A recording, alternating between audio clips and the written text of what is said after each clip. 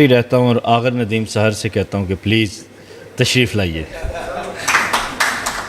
آغر کو روکنا کسی کے بس کی بات نہیں.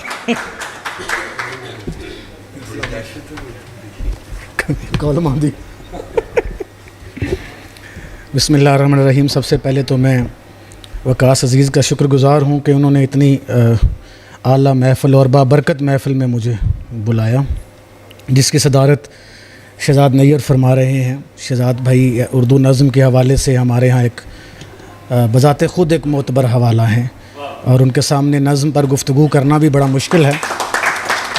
میں یہ سمجھتا ہوں کہ بلکہ جنہوں نے شہزاد نیر صاحب کو پڑھا وہ جانتے ہیں کہ شہزاد نیر کی نظم جو ہے وہ ہم جسے نظم کہتے ہیں وہ نظم ہے، یعنی اس میں کسی قسم کی فارمیلٹی نہیں ہے اس نظم کے اندر. اور خاص کر کے برفات کی جو نظمیں ہیں انہوں نے ہمیشہ متاثر کیا. تو میں شب یلدا کی طرف آتا ہوں. بہت ساری باتیں ہمارے دوستوں نے کی، بلکہ جو باتیں کی کئی باتیں تو میں یہاں داخل ہوتے ہی میں نے سب سے پہلے وقاص عزیز سے کہا کہ آپ نے کتاب کا پیش لفظ پڑھا. تو پہلا سوال یہی تھا جو پہلے بھی ہم دہرا چکے کہ ہم جو بھی دوست کتاب پڑھنے والے ہیں وہ کتاب خریدنے کے بعد جو پہلا کام کرتے ہیں وہ پیش لفظ کا کرتے ہیں. اور حقیقت میں پہلے پڑھنا بھی پیش لفظ چاہیے. اس کی وجہ یہ ہوتی ہے کہ آپ یہ جان سکیں کہ جو تخلیق کار ہے وہ کیا کہنا چاہ رہا ہے، کیونکہ وہ آپ کی پوری نظموں کا، پوری کتاب کا ایک خلاصہ ہوتا ہے.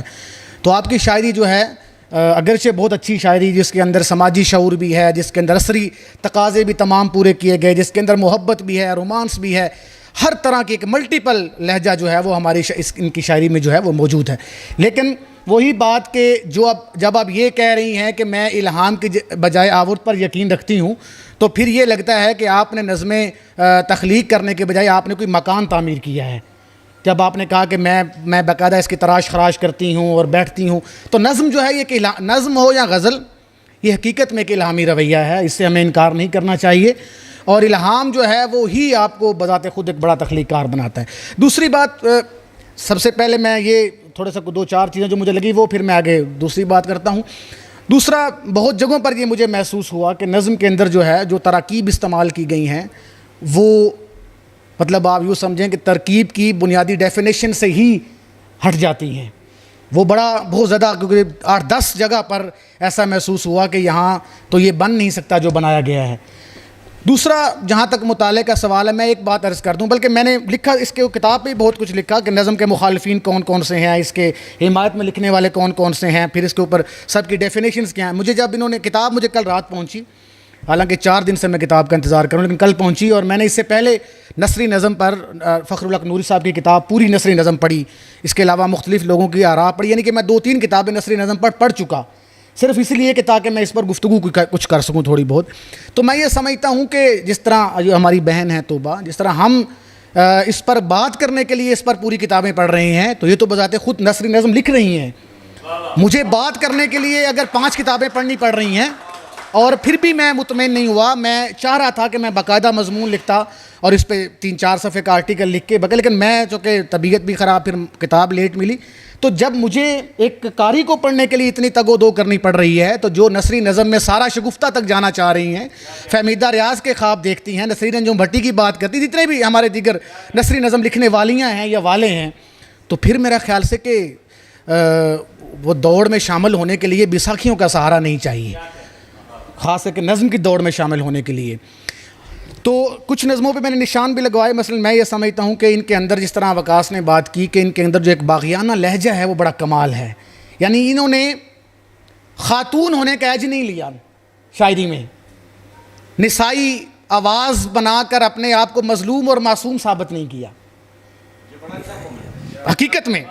ورنہ ہماری زیادہ تر خواتین شاعرات کا یہ مسئلہ ہے، یا خواتین لکھنے والیوں کا مسئلہ ہے کہ وہ رو دھو کر اپنے آپ کو ثابت کرنے کی کوشش کرتی ہیں یا اپنے مسائل بتاتی ہیں. انہوں نے، آپ ان کی نظمیں پڑھیں، آپ کہیں بھی نہیں کہیں گے کہ کسی عورت کی لکھی ہوئی نظمیں ہیں، کہیں سے بھی نہیں پتہ چلتا. آپ نام کو ہٹا دیں، پیش لفظ کو ہٹا دیں اور آپ نظمیں پڑھیں تو آپ کسی بہت اچھے شاعر کی نظمیں پڑھ رہے ہیں. میں تو کہتا پہلے